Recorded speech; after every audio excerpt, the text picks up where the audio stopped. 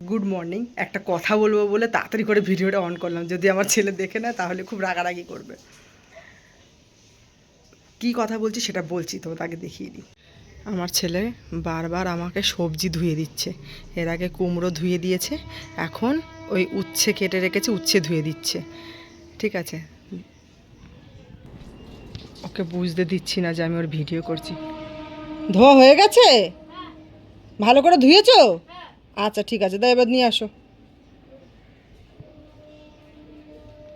দাও আমাকে দাও। হুম, এবার বলি কেন ভিডিওটা করলাম। ওর সামনে কথাটা বলতে পারছিলাম না, মানে কাজ দেখালে খুব রেগে যায়, তুমি আমার কাজগুলো কেন দেখাচ্ছ। ওকে এই কারণে ভিডিওটা করলাম, ভিডিওটা পোস্টও করবো। ও তো আর ফেসবুক ঘাটে না যে ও দেখতে পারবে।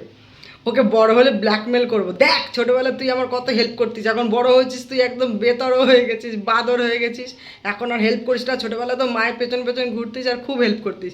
এই ব্ল্যাকমেল করবো বলে এই ভিডিওটা পোস্ট করবো। এখন গেছে বিছানা গুছাতে। সকালবেলা আমাকে 2 কাপ চা করেছে, ও 1 কাপ চা খেয়েছে, আমি 1 কাপ চা খেয়েছি। চা মানে ওই কারা টাইপের চা।